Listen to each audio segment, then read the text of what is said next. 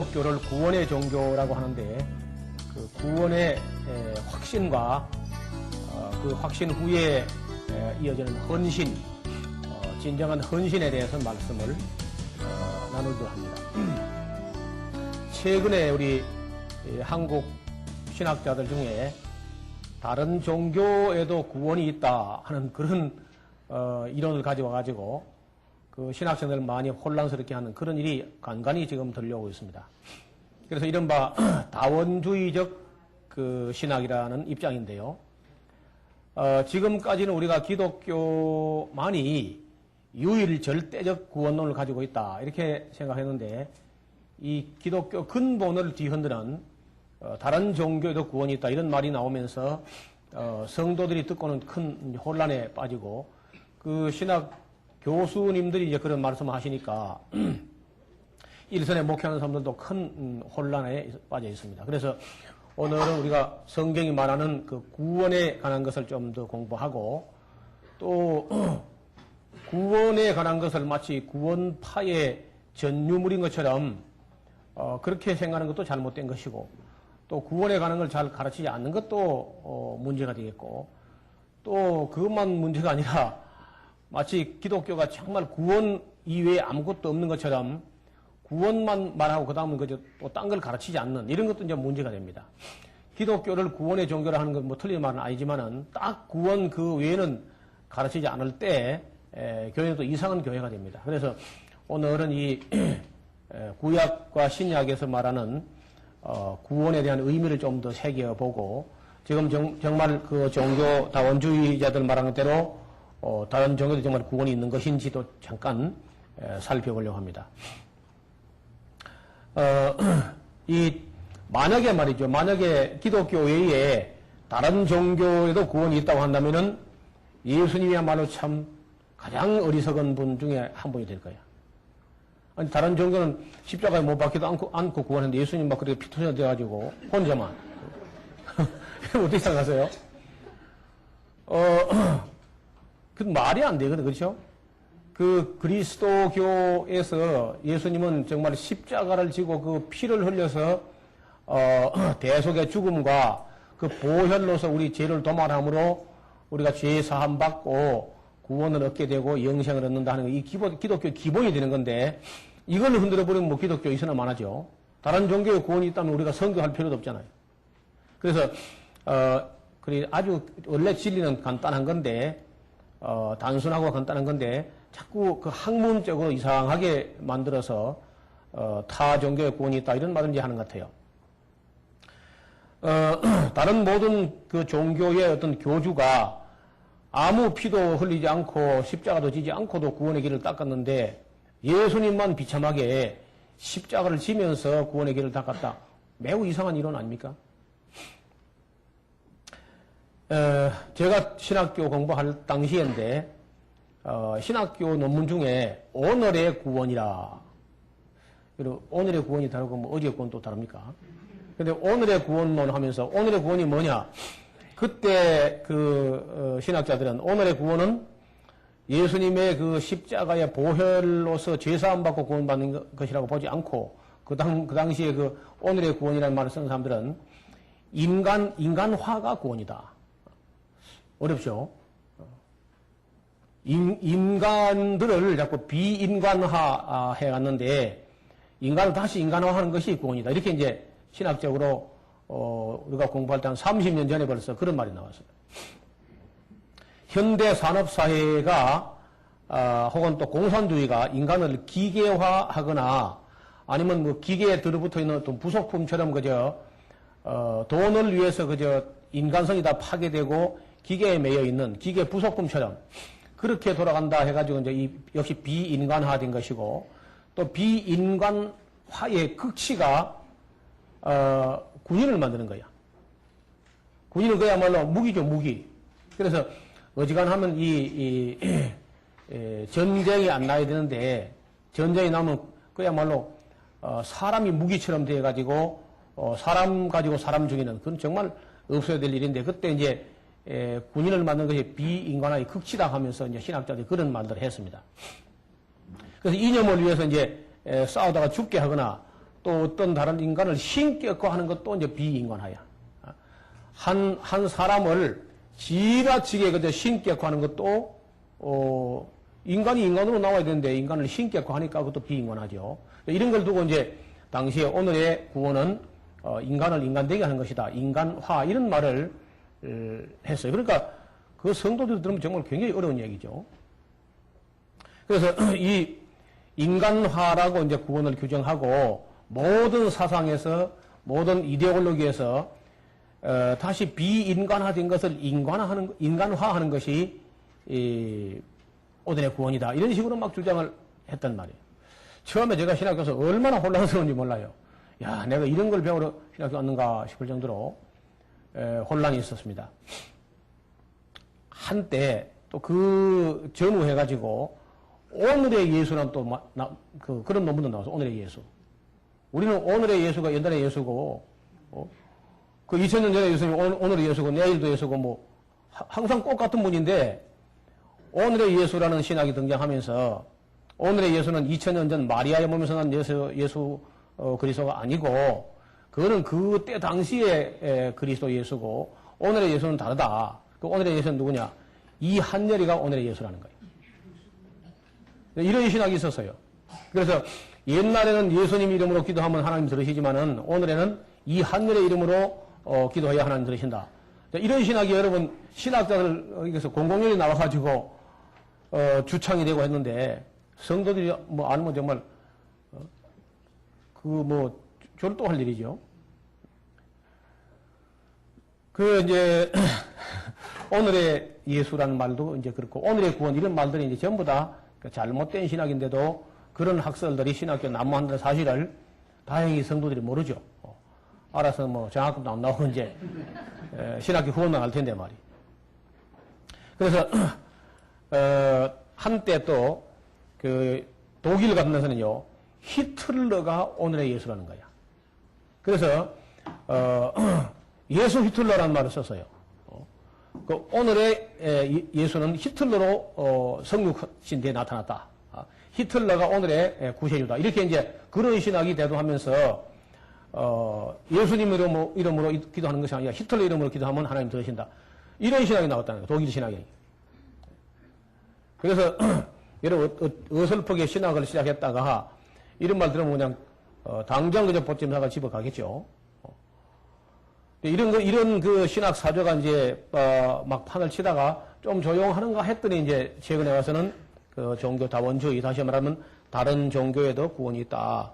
정상으로 올라가는 방향은 똑같고 출발점이 다를 뿐이다. 이렇게 해서 이제 그 종교 다원주의자들은 다른 타 종교, 그리고 예를 들어서 뭐 세계 4대 종교, 8대 종교 이런 종교는 다 구원이 있다고 이제 주장해요.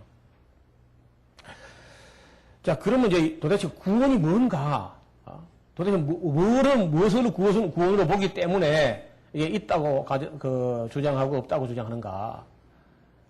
여러분, 우리가 다 아는 줄 알았는데요. 물으면 잘 모릅니다. 안 물으면 아는데 물으면 잘 몰라요. 이런 구원이 뭐예요?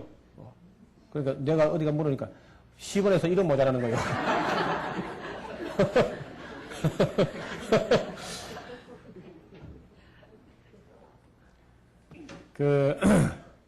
우리가 구원하는 개념이 변천되어 왔어요. 구약시대의 구원이라는 말하고 신약시대의 구원이라는 말이 달라요. 신약시대에도 구원이라는 단어가 나온다 해서 다 오늘 우리가 말하는 이제 죄사함 받고 영생으로 구원받는 거하고 다른 경우도 많이 있습니다. 신약 성경 안에도. 구원이라는 단어를 제가 쭉 뽑아보니까 구약시대의 구원이라는 것은 대개 전쟁 같은 어떤 위험에서 위기를 모면하는 거 이런 게 구원이야. 대부분 구약시대의 구원이라는 것은 전쟁에서 구원받는 겁니다. 전쟁에서. 하도 전쟁이 많이 나니까. 그리고 이스라엘 나라가 이제 그 지정학적으로 강대국 그 틈새에 끼어 있기 때문에 항상 외부로부터 침입을 받고 그런 그 위기를 날마다 그저 경험하는 그런 위치에 있어서요. 그러니까 전쟁이 나거나 위험을 닥쳤을 때 어떻게 구원받을 것인가. 그런 구원으로 구약성은 거의 그런 구원입니다. 개념이. 그러다가 이제 오늘 우리가 마태복음을 이제 보겠는데 마태복음 그 1장 18절 한번 봅시다. 신약에서는 전혀 다른 구원관이 나오는데 마태복음 1장 18절 제가 읽겠습니다.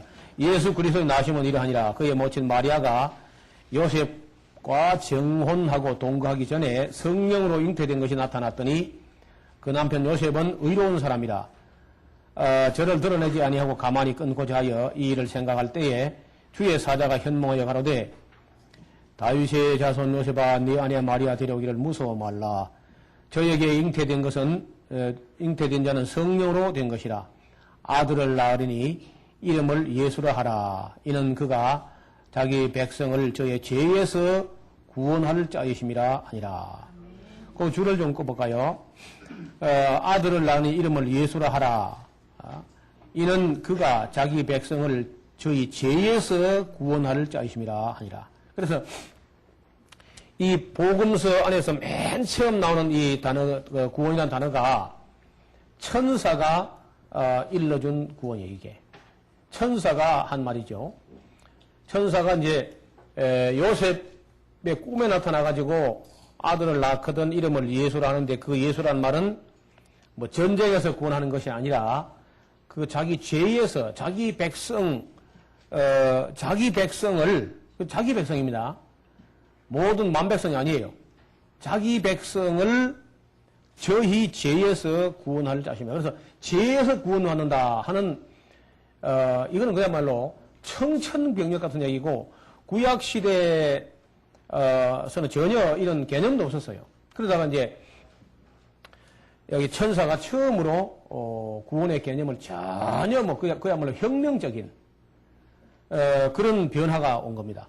유대인들은 메시아 다시 말하면 구세주를 기대하고 고대할 때도 이런 메시아를 고대한 게 아닙니다. 유대인들이 메시아가 온다, 다윗의 자손으로 온다, 베들레헴에서 탄생한다 할 때 일반적으로 유대인들은 죄에서 구원한 그런 메시아 말고 그냥 오자마자 로마를 끌어버리고 헤롯을 그냥 박살내버리고 온 천지를 다 다윗처럼 막 여호수아처럼 가는 곳마다 승승장구하는, 그래서 모든 세상 이방인들을 다 전부 다 노예로 삼아버리는 그런 어떤 강력한 어떤 군주가 그런 어떤 영웅이 나타나길 바란 것이지, 누구 뭐 자기 피를 흘려가지고 남의 죄를 어떻게, 이런 메시아는 상상도 안 한 거예요. 그러다가 이제 이 사도들에게 큰 충격이 온 거예요, 이건 정말. 예수님을 따라다닐 때도 심지어 그 12제자까지도 예수님을 따라가면은 뭔가 그래도 한 자리 한다. 누가 주의 우편에 좌편에 하느냐. 그런 거 신경전 버리고 따라다녔거든요. 그러다가 이제 이 마태복음을 기록할 때 그 연도가 정확하지 않습니다만은 50년에서 60년, 50년에서 AD 한 50년부터 한 55년 정도, 56년, 70년까지도 안 갔을 겁니다. 그 어간에 이 마태복음이 기록되는데 이미 이들은 메시아가 이제는 다윗처럼 여호수아처럼 외부 주변에 무슨 나라를 막 쳐부수고 그런 무력으로 물리적인 어떤 그런 구원이 아니고 죄에서 구원한다 하는 걸 안 거죠, 이제는. 그런데 그럼 예수님께서 제자들과 3년 동안 사역하실 때, 말씀 전하실 때 내가 온 것은 죄에서 구원하려고 왔다, 이런 말을 직접 했냐면 별로 그런 게 없어요. 그렇게 명확하지 않습니다. 그런데 그 이후에 어떻게든지 한 교회 역사가 한 25년, 예수님 성천한 후에 25년, 30년 그 어간에 벌써 이 구원에 관한 이야기가, 우리가 지금 예수님이 오셔서 우리에게 제시한 이 구원이라는 것은 무력으로 어떤 다른 외부 적을 물리치는 그런 구원 차원이 아니라 죄에서 구원한다 하는 쪽으로 이미 확정이 된 거야. 그리고 이제 천사가 한 말을 필두로 해가지고 바울 서신까지 이제 가게 되면은, 바울이 이제 서신 중에서 특히 이제 로마서 11장까지, 로마서 1장부터 11장까지 보면 이제 구원론을 아주 체계적으로 정리를 하죠. 혹은 갈라디아서라든지 에베소서 같은 데서도 구원에 관한 이야기가 전혀 구약시대에 유대인들이 갖고 있던 구원하고는 다른 구원이에요. 많은 성도들, 심지어 교역자들까지도 사람 소원에 대해서는 상당히 열심을 가지고 추구하는데, 하나님 소원은 거의 다 관심이 없어 합니다. 우리가 성경을 읽어보면 하나님의 소원이 뭔지, 하나님의 선하시고 기뻐하시고 온전한 뜻이 무엇인지 분별하도록 하라고 했는데 불구하고 전 성경 전체를 통해서 우리가 하나님의 소원에 좀 관심을 기울여야 되는데 전혀 그렇지 못해요. 그래서 이런 것도 이제 공부를 좀 하겠습니다. 그러니까 가장 중요한 것이 늘 빠져 있고, 우리 한국 교회가 뭐든 잘하는 편이야. 우리 다른 나라보다 찬양도 열심히 하고 기도도 열심히 하고 전도도 어느 나라보다도 열심히 하는 편이고 헌금도 잘하고 예배 출석률도 당연히 한국 기독교가 거의 한국 기독교는 거의 99%죠. 출석률이. 이런 기독교가 없어요. 그 서양 서구를 가면은 기독교라고 하면서도 예배 출석률은 10%가 안 됩니다. 기독교인인데 예배 출석률은 10% 잘 안 돼요. 그래서 3, 4%, 한 5, 6% 그렇게밖에 안 되는데 우리는 딱 믿는다 하면 일단 예배 출석하는 게 99% 나올 정도니까. 그래 다들 합니다, 다. 헌금도 우리나라 사람들이 잘하는 편이에요. 기부는 잘 안 하지만 헌금은 잘해요.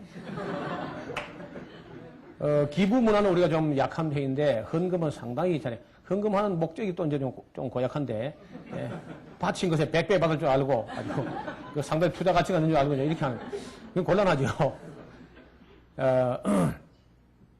그래서 이제 다 잘하는데 딱 한 가지를 잘 못하는 게 성경을 제대로 못 가르쳐요.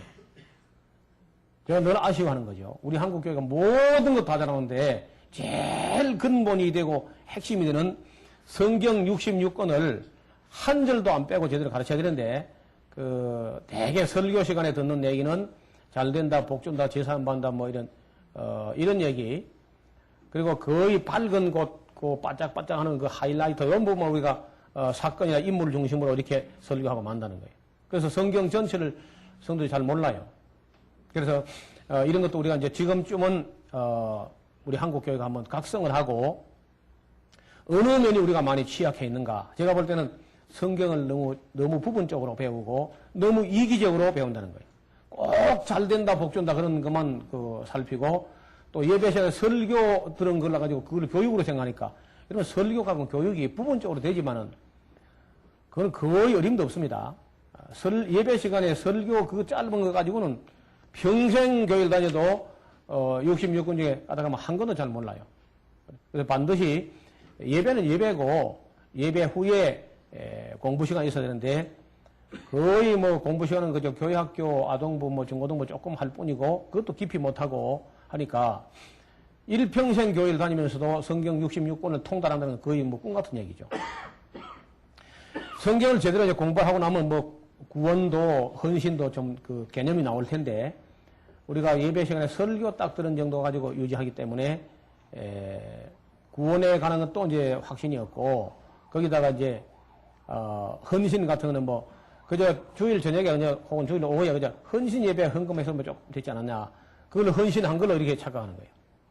매우 잘못된 생각입니다. 그래서 오늘 이 강의를 끝까지 들으시면은 우리가 지금 바르게 믿고 바르게 사는 것이 아니다. 특히 바르게 헌신되지 않은 것 때문에 하나님이 누구 자꾸 일할 사람이 없어요. 많은 사람들이 교회에서 움직이고 활동하지만은 하나님께서 쓰시는 것이 아니라 자기 좋아서 하는 경우 많아요. 그 얘기는 나중 그 뒷부분에 가서 한번 더 정리하겠습니다. 자, 이제 다시 한번 구약에서의 구원의 의미를 정리하고 넘어갑니다. 구약시대 구원은 대개 전쟁에서 승리하는 것과 위기에서 벗어나는 것 정도. 이렇게 이제 대체로 그렇게 용어가 그렇게 쓰였습니다. 그러면 신약에 들어오면서 이제 구원이라는 것은 전혀 다른 뜻으로 기록되는데 신약에서는 보통 이 소조라는 그런 말이 쓰여지고 소테리아 이런 말인데 죄에서 구원받는 것으로 변하게 됐다는 거 꼭 정리하셔야 됩니다. 그러나 예수님께서 실제로 우리에게 보여준 것은 딱 죄에서 구원받는 것뿐 아니라 조금 여러 가지 이야기를 이제 보여주는 죄도 이제 원죄 문제가 있고 자범죄 혹은 죄과 혹은 허물 이런 문제도 있고 그 다음에 이 죄의 세력, 범죄한 어떤 행위가 용서되는 것보다 더 중요한 것은 죄의 권세, 죄의 어떤 파워가 사람 속에 딱 우리 지체 속에 한 악한 법으로 있어가지고, 우리 양심을 자꾸 이제, 약하게 만들고, 그리고 우리 육체를 죄의 도구 되게 만드는 우리 속에 살아있는 죄성, 이런 문제, 죄의 권세에서 구원받는 문제. 나중에 이제 바울이 하는 얘기인데요. 그 다음에 이제 귀신으로부터 구원받는 것. 구약시대에 그 많은 예언자가 왔다 갔다 했지만 아무도 어떤 예언자도 귀신을 제어하거나 귀신을 쫓아내거나 그런 예언자는 없었어요. 그런데 예수님이 오시면서 이 귀신으로부터 구원받는 이건 아주 굉장히 중요한 문제죠. 오늘도 또 우리 한국 기독교가 전혀 귀신에 대해서 잘 모르기도 할 뿐 아니라 귀신을 쫓아내지 못하는 그런 기독교. 귀신을 쫓아낼 생각도 하지 않고 귀신을 분별도 못하게 이렇게 영적으로 어두워 있는 심각한 문제입니다. 그래서 예수님 오시면서 제일 먼저 귀신들이 쫓겨나가고 질병들이 또 치유되고 그리고 정죄, 죄를 지은 그 옛날에 지어놓은 거나 지금 짓는 죄에 대해서 정죄로부터 구원받는 것 그리고 영원한 생명을 얻도록 구원하는 것. 그래서 결과적으로는 영생, 예수님도 예수님 입으로 구원이란 말을 잘 안 썼어요. 종말에 가서 끝까지 견디는 자는 구원을 얻으리. 이때 한 번 정도 복음서 한 번에 한두 번 정도 쓴 것이고 별로 예수님 당신 자신 입으로는 구원이란 말을 그렇게 많이 자주 안 썼습니다. 이렇게 여러 면에서 구원하시는 것을 보여주시는데 이러한 구원은 단순하게 정리하면 더 쉽게 이해할 수 있습니다. 근본 문제를 이야기하는 게 쉬워요. 근본적인 문제는 하나님과 인간 사이의 관계 회복이라 하는 쪽으로 정리하는 게 쉬울 겁니다. 우리가 구원 혹은 영생 하는 문제를 무슨 죄가 어떻게 다 나눠도 복잡해져요. 그런데 제일 쉽게 하면은 하나님과 관계 회복. 하나님과 우리 사람이 만약에 한 가운데 있다면은 한쪽에는 하나님이 계시고 한쪽에는 이제 악령이 사탄이 있는 거야.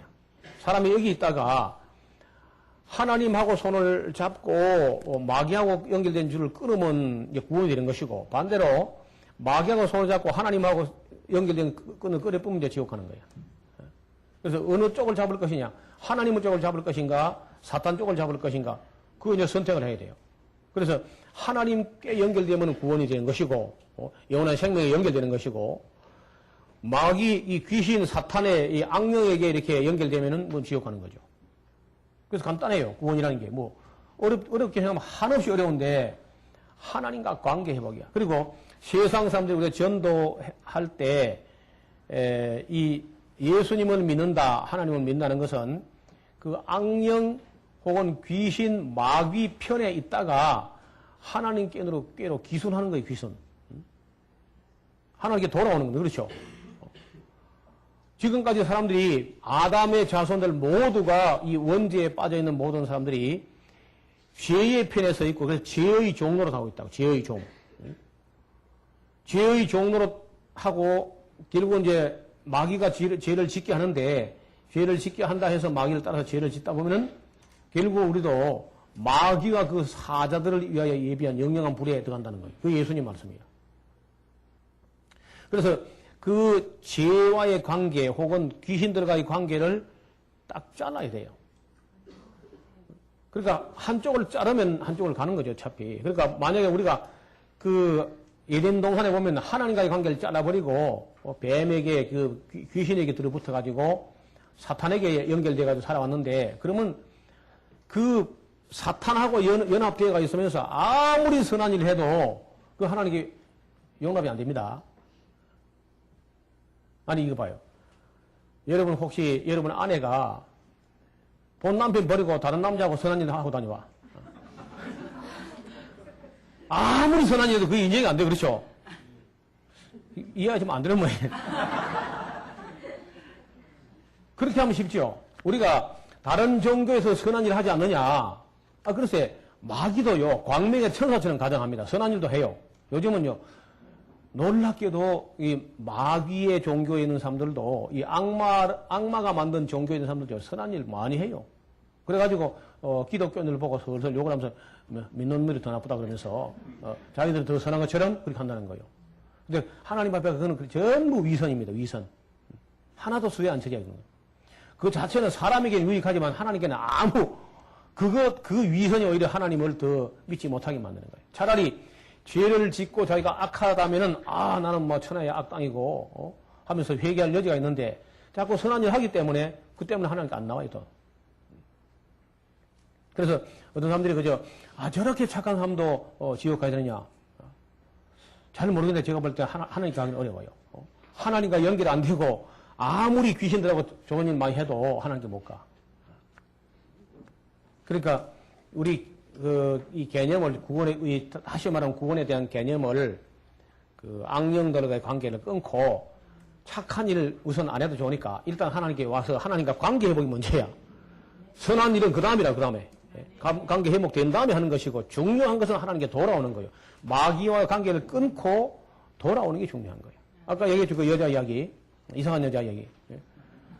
자기 본 남편, 하고 관계를 끊어버리고 다른 남자하고 놀아나면서 아무리 선한 일 해봐야 하나도 본 남편에게 유익이 안 되는 것처럼 인간이 하나님과의 관계를 끊어버리고 악령이 가지고 아무리 좋은 일 많이 해도 하나님께는 인정이 안 된다는 거야. 그 때문에 사람들이 이해를 못 하시는 것 같아요.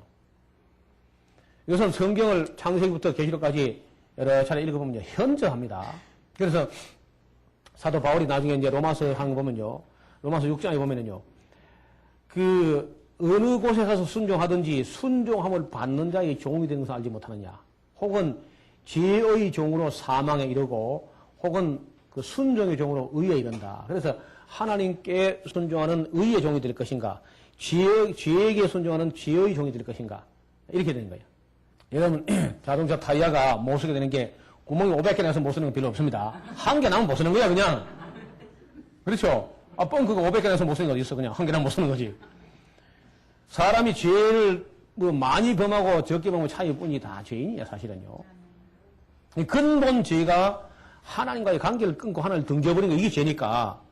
근데 그 근본을 어떻게 교회 가서 알게 되는데 얼마나 그런지 몰라요.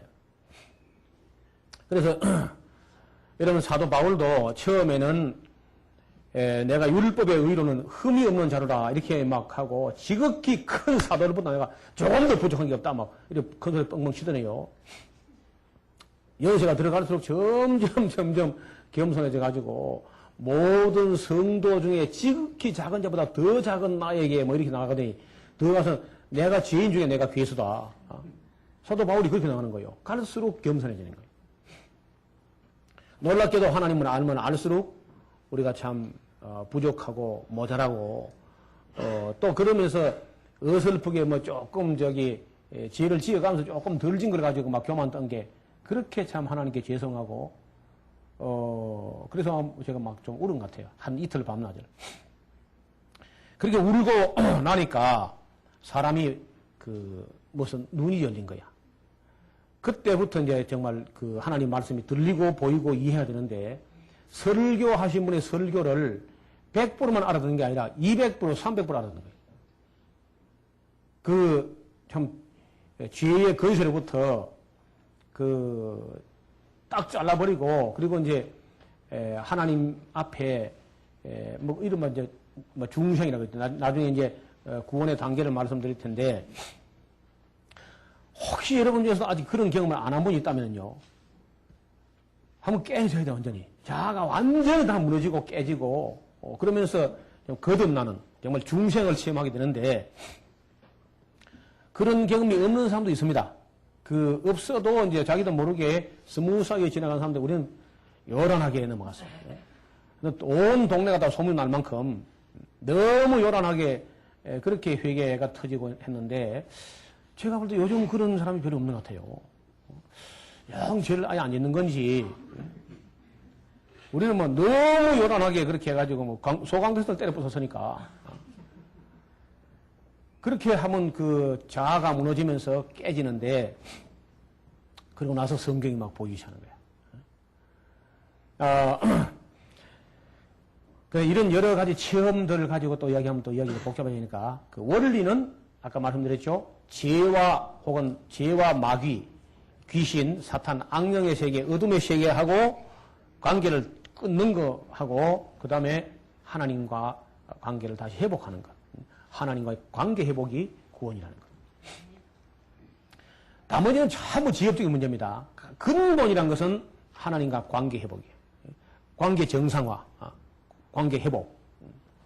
그래서 우리가 기독교의 이 믿음이라고 하는 것은 뭐 할 수 있다, 긍정적인 사고방식, 적극적인 사고, 이거하고 다릅니다. 그거는 그 나름대로 무슨 그 믿음이라 할 수 있지만은 진정한 이 기독교 신앙이라는 것은 인격적 대상과의 관계 회복이라는 거예요. 하나님을 등지고 살던 사람이 하나님을 믿고 살 뿐 아니라 믿는 데서 끝나면 되는 게 아닙니다. 하나님을 믿을 뿐 아니라 하나님을 사랑한 데까지 가야 돼. 왜냐? 관계니까. 우리가 믿는 데까지 가서 되는 게, 우리가 맨날 우리 교회 와서 우리 성도들이 믿습니다 막 그런데 믿습니다.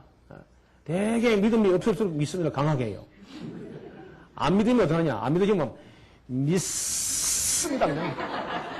쉬운 사람 5개 좀 해가지고 믿습니다.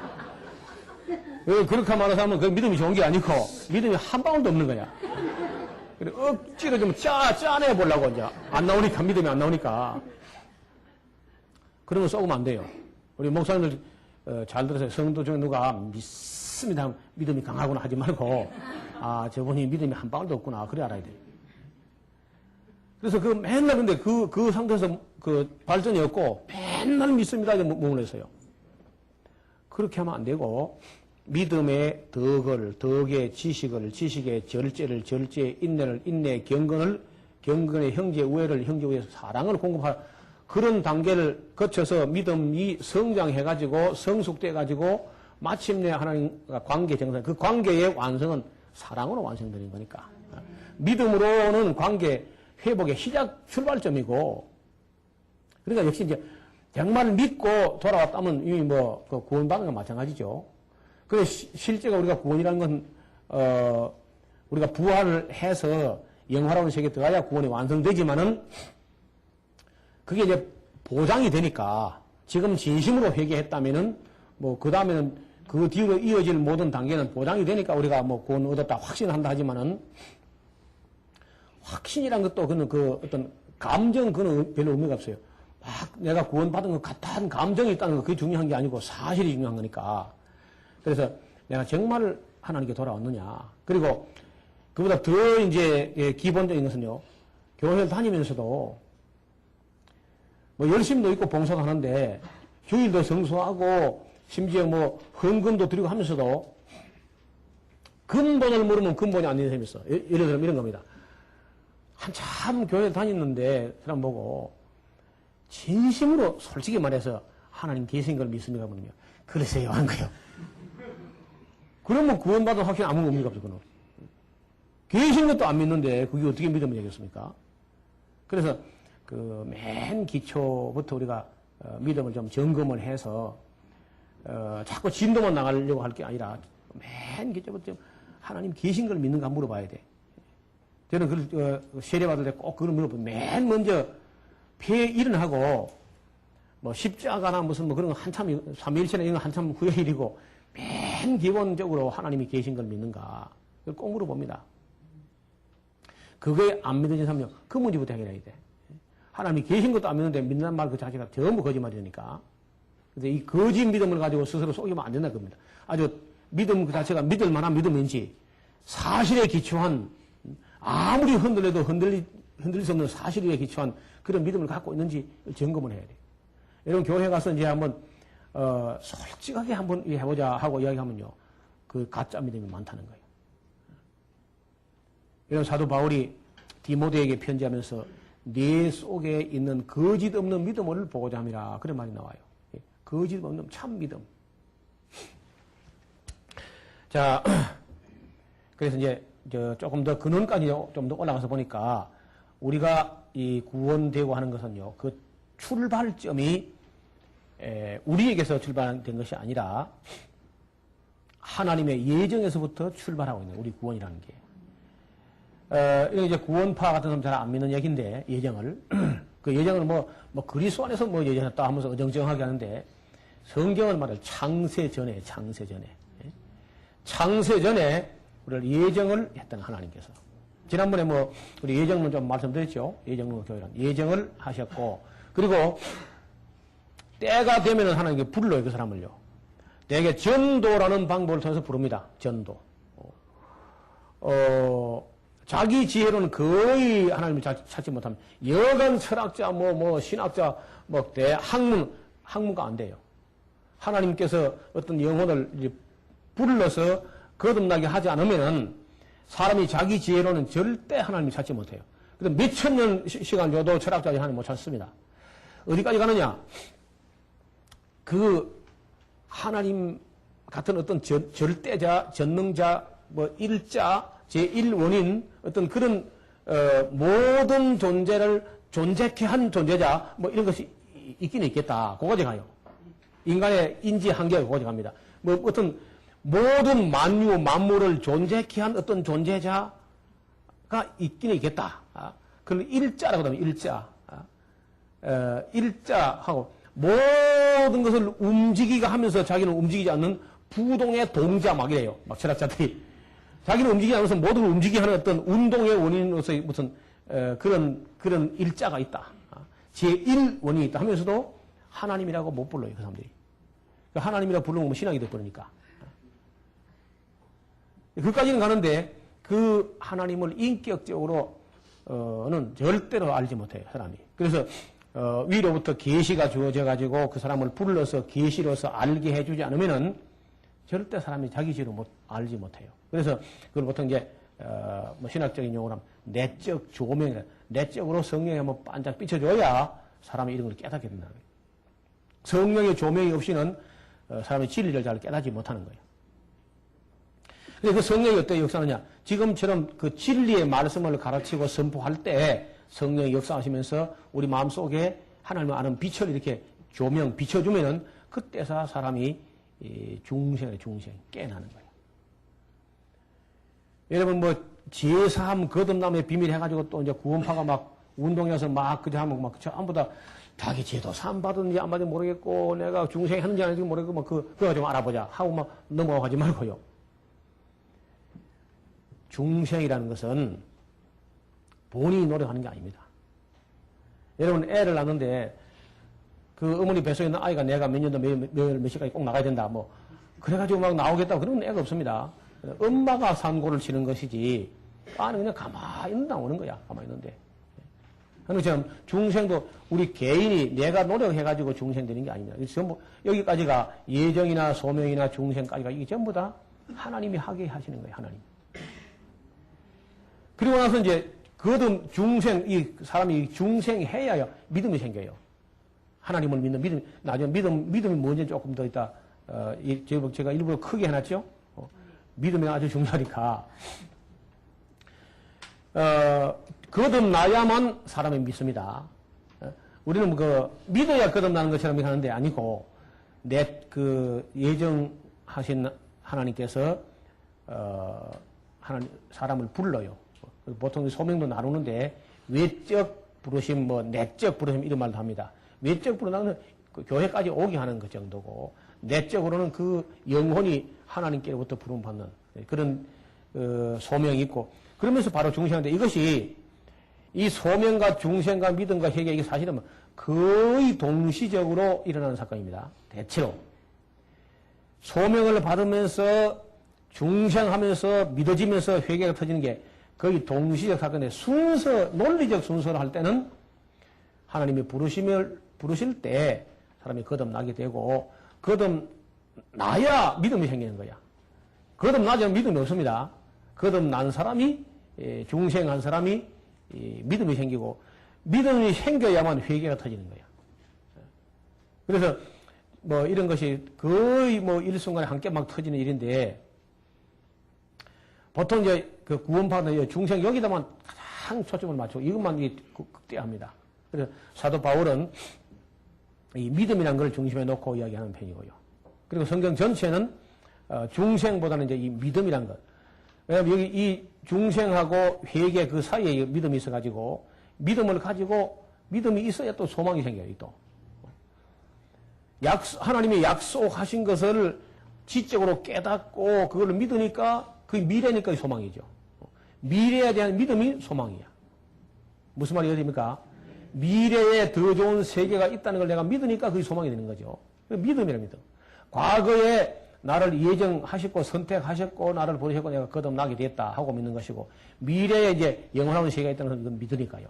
그러니까 전체가 우리 믿음인데 그러면서 회개라는 것은 이제 결정적 일회적으로 결정적 회개가 한 번에 있습니다. 한 번에 있는 거죠. 결정적 회개가. 한 번에 있고 그 뒤에도 사람이 한 번 회개했다 해서 그러면 잘못된 길 안 가느냐. 사소하게 지옥으로 다시 돌아가지 않지만은 또 삐딱한 길을 갔다가 또 원궤도 돌아와야 돼요. 그런 것도 회개를 할 수 있습니다. 그러니까 구원파는 막 회개 한 번 하면 다시는 회개하면 안 된다. 이렇게 하는데 그렇지 다른 길 안 가면 회개 안 하면 되죠. 구원받은 후에도 사람이 곁길로도 갈 수 있습니다. 옛날로 믿지 않는 세계로 마귀에게로 귀신이 돌아가지 않지만은 구원받아 회개한 후에도 또 정모로 못 가고 곁길로 가는 수 있다니까. 여러분 운전하다 그런 거 있죠? 아니 교회 오다 보면 집으로 가버리지 않지만은 곁길에 잘못 빠지면 이따 잘못 왔다 하고 돌아오잖아. 그렇죠? 그것도 회개로 할 수 있다 그 말이야. 그리고 꼭 뭐 회개, 자백 나눌 거 없이 일반적으로 말할 때는 그것도 회개야. 돌아오는 거니까. 결정적으로 한 번 중생과 함께 터지는 회개가 한 번 있을 뿐 아니라 그 뒤에도 사람이 옛날로 돌아가지는 않지만은 곁길로 잘못된 길로 갔다 다시 돌아오는 그런 것도 회개를 보니까 그런 개념의 차이일 뿐이죠. 그래서 루터 같은 분 이런 말 합니다. 나는 죽을 때까지 죄를 안 짓고는 살기 어려울 것이다. 고의적인 죄, 어떤 반복적이고 계획적이고 의도적이고 이런 건 아니지만은 실수라는 의미에서의 죄라는 것은 내 평생에 완전히 해결이 안 될 것이다. 그래서 그 말이 나는 평생에 죄를 지을 수밖에 없어. 그래서 나는 평생에 예수님이 필요하다. 그런 말을 했어요. 루터가. 이런 것은 이제 결정적으로 무슨 다시 마귀에게로 돌아갈 리는 없지만은 하나님을 생각하다가도 정모에서 벗어나서 곁길로 빠지는 수가 있다는 거예요. 사람이. 그것도 없으면 참 좋겠죠. 그래서 여러 단계를 거쳐서 이제 구원이 완성이 되는데 그 완성은 영화, 부활이죠, 부활. 우리가 영화로운 몸이 되는 것. 그때 가야 우리 구원이 완성되는 것이고 지금은 우리가 예정으로 소명으로 중생으로 구원받았으며 또 구원받아가고 있으며 앞으로 구원이 완성이 될 겁니다. 언젠가. 부활로서. 그리고 부활한 후에 진주문 열고 그리고 이제 그 새 예루살렘 그 생명수 강가에 심은 생명나무 가지를 따먹어야 그 다음에 큰 소리 쳐야 돼.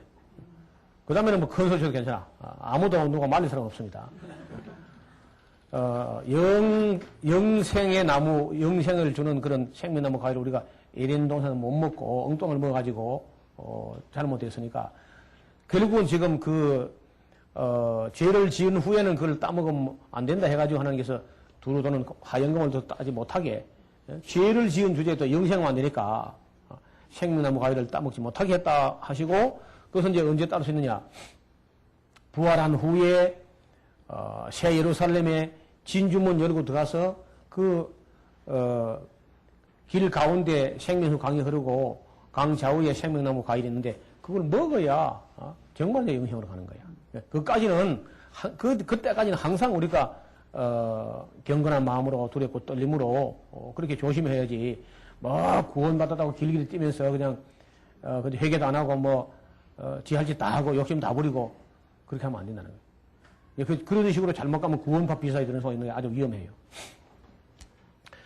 그런데 실제로 성도가 믿음을 가지고 확신 가운데 선다는 것은 이러한 도식만의 그 믿음이 유지되는 건 아닌 것 같습니다.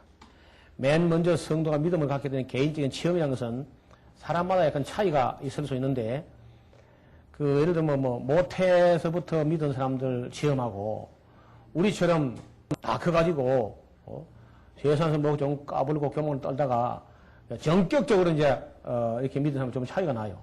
그래서, 늦게, 우리처럼 중간에서 살아가다가 믿은 사람들은 막 굉장히 표가 나게 시험이 아주 분명하고, 요란하게 막 그렇게 하는데, 기복이 또 심해요. 그런 사람들은. 근데 이제, 모태에서부터 믿은 사람들은 믿는 것 같기도 하고, 안 믿는 것 같기도 하고, 좀 힘이 없고, 그렇게 어떤 특별한 시험도 없는 것 같은데, 그래도 어려운 일 이게 넘어갈 때 보면요. 전혀 어렵지 않게 넘어가요, 잘.